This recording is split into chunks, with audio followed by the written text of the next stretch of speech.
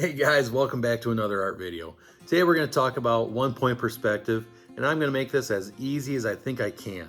So, this is what I draw in the video.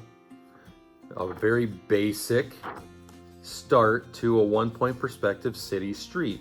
As you can see, there's windows and buildings and a door. Every building needs a door, but I only drew the one in the video because you're going to do the drawing, all of it, not me. Now, pointing out the main parts here.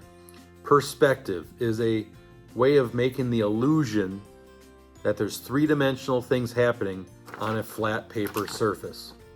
So, with this one-point perspective, we're using that right there to help decide every line, every start of our lines that we're putting in here. So our city street goes as far as the eye can see. Not every street runs that way, and it can be changed. I'll show another example in a minute. But for now, it goes as far as the eye can see. It disappears off into space. But our city street comes down at an angle and gets wider because the closer you are to something, the bigger things look. So we're up right here. This is our view looking down the city street. And as we're looking down the city street, things get smaller because they're farther away from us. No different than the buildings off to the sides. They're getting smaller because they're farther away. They push farther back into the distance. Now, I do have an example. I've been working on this for a few years off and on as I teach the kids. It's a little bit more in depth, and you can see the one point in, I'll hold it right here so I can point it out to you. You can see the one point right there, and all these lines lead to it. Even way over here, even the top of this here building comes back towards it. And as I said, not every city street goes as far as the eye can see. This one stops at the road, an intersection. That's how most cities are set up. That's how most towns look. And I wanted to make it look like this older looking town square where we have this old school store there, and across of it, from it would be an interior park with a brick wall and a cool tree sitting there. I never got to adding all the other buildings back in here, but you can see I've started making this building. I've got a box here for that building. The space is empty and ready to go for more building happening. So as you can see, you can get super in depth with detail, even all the way up into crown molding that's on the front of these old buildings. A lot of cool stuff you can do with one-point perspective, and it does create the illusion that this is sitting in front of you, or you are sitting in this space looking at this. And that is what one-point perspective does. It creates the illusion of physical space on a paper thin sheet. So keep watching the video, pause it, go back if you need to. It's gonna get better. You're gonna get good at this the more you practice it. So keep watching, good luck, enjoy the video. All right, here we go. We're getting starting off on our one-point perspective. So to get started, need that one point right there somewhere near the middle. I actually put it towards the bottom half of my paper a little bit, not right dead center in the middle. And then I did a quick little short line that represents my horizon line. At some point, that might get erased, or part of it will at least. So what I'm working on right now is actually the sidewalk. So the sidewalk's coming towards us, going towards the corners, not directly into the corner, but into the corner areas. And just making a sidewalk. So keep watching. You're gonna see it really take shape right in front of your eyes here.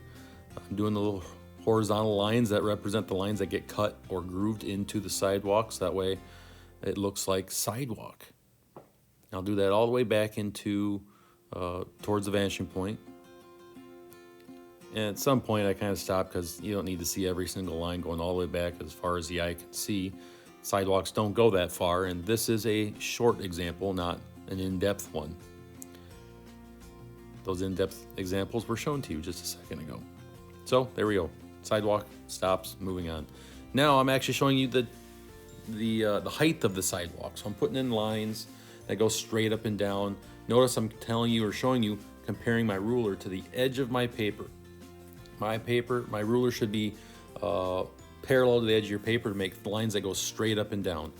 And we're starting out now making buildings.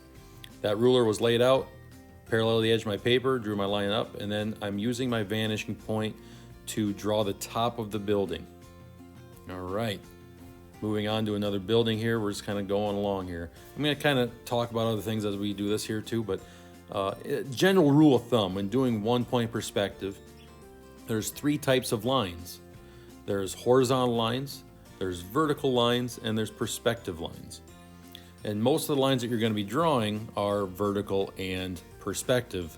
Your horizontal lines come into play with your horizon and also back alleyways and sides of buildings. So you're going to see that in just a second here on this next building I draw, is that you're going to see that we're going to create an alley between 2 buildings.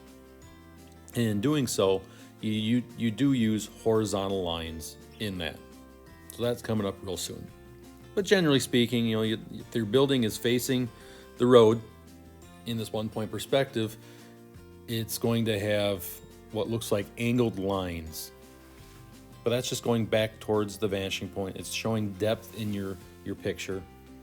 And here we go. There's your horizontal line, and at the bottom another one, which helps create that illusion that there is 3-dimensional objects sitting in front of you, and there's an alleyway between those buildings. Who knows what's in there? Maybe a garbage can. Alley cats. You draw it. It can be there. 5th building. This is the last building I draw in this 1 point perspective. Quick example. And once again, that one's tight to the other building. It's taller, so I have to show that horizontal line in there, the other side of a building. So it looks like it's taller. You can see one building's next to the other. And you have 3 buildings on one side. One's a small sliver. You're not seeing the entire building, just a part of it. And the other side has 2. And every building that you draw needs to have windows and doors. So here's a quick little idea of how to draw windows and doors. This is a door. And I started drawing the line, redrew a little bit taller because I realized with the size of the building, with the size of the sidewalk, it needed to be just a little bit taller. And that's a quick little idea of what the door looks like. It's very paper thin, not 3-dimensional looking, but it fills the space as a door for the moment or the meantime. I'm going to show you how to draw some windows on the other side, and they're going to be a little bit more in depth, a little bit more 3-dimensional. I want to make sure that you actually have a window sill or something like real life, physical, 3-dimensional sitting in front of you.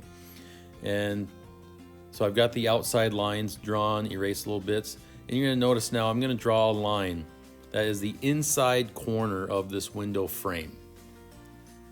Now, because it's above my eye level, because it's above the horizon line, I put that line there, and you're seeing the inside top part of that window. The next window I do below this, you're going to see the bottom ledge of that window. So here I am drawing the second window in this building, so you can see that ledge at the bottom.